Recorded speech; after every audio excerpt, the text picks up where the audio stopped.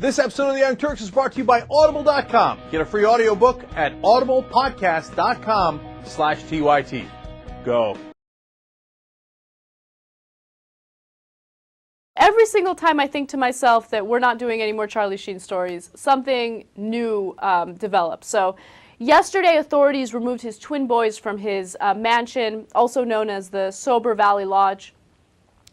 He was videotaping the whole thing. He was totally calm. He handed the children over. And the reason why authorities were able to take the children away is because his estranged wife got a temporary restraining order. The way that she was able to do that was she claims that he made a death threat. He said that he was going to strangle her and send her dead body to her mother. Now, that's all alleged. We don't know if that actually happened. But, you know, he was completely calm in the video. He hands the children over. He doesn't know where they are at this point, but he's saying that he's going to do whatever it takes to get them back. So... Yeah, look, you know, this is the downside of doing all this publicity. They find something you said against you, and, you know, and then they take away your kids, and that sucks. And look, again, we don't know. If he did really threaten to kill someone, that's a serious issue. So obviously I understand that too. But, you know, a lot of people are now rallying to Charlie Sheen's side.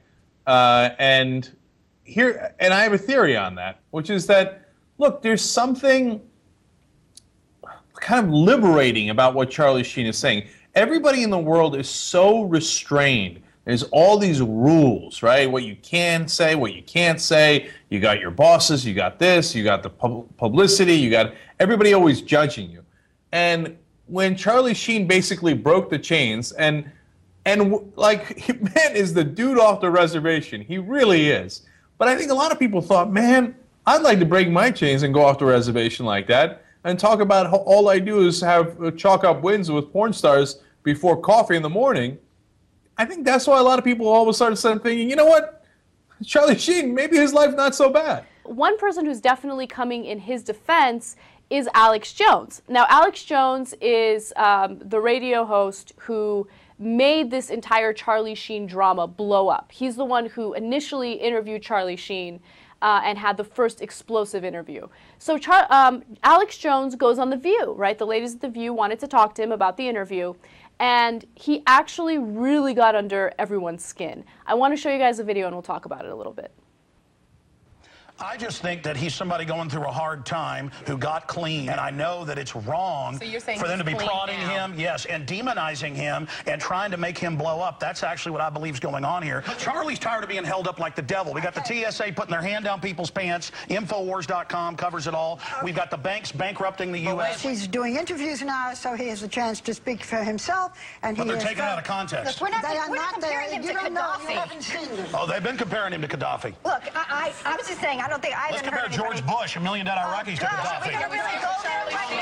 Torture, secret arrest, America turning into a police state. We're asking you about your friend. I think we were here to talk about Charlie Sheen. I'm not trying to cut you off. Charlie says you have a right to kill him, but not to judge him, as Colonel Turks said. Thank you.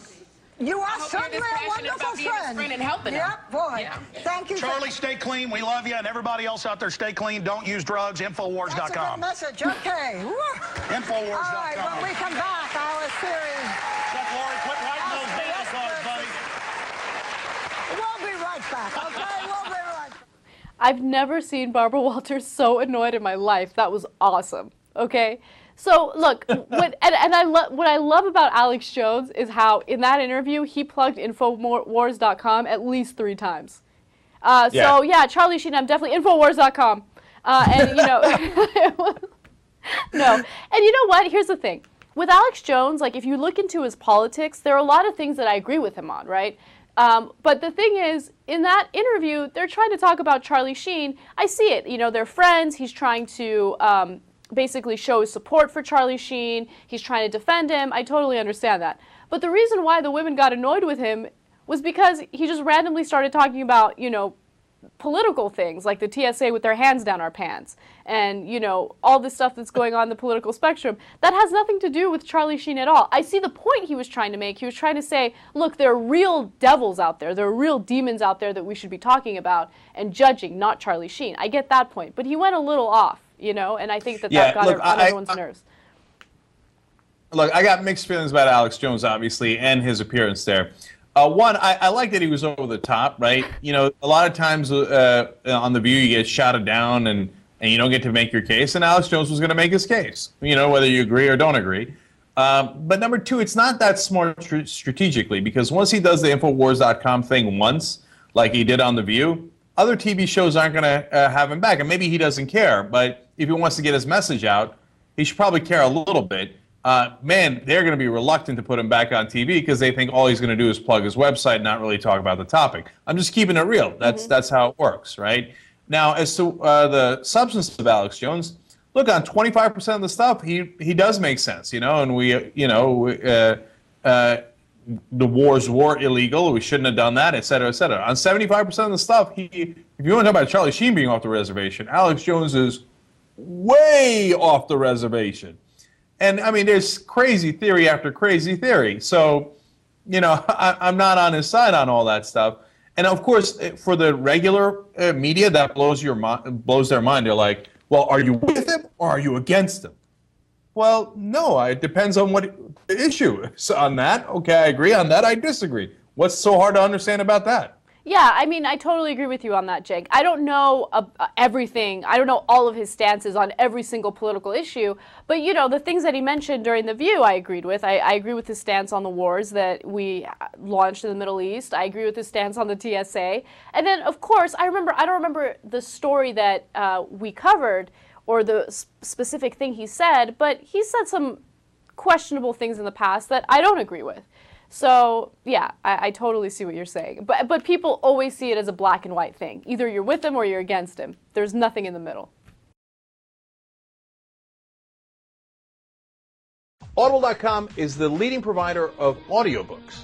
In fact, they have over 75,000 titles. And you can listen on your iPod or your MP3 player. You can listen to it anywhere at any time. It's incredibly convenient. And they have books in every single genre imaginable. You can get a free audiobook if you go to audiblepodcast.com/TYT. Totally true.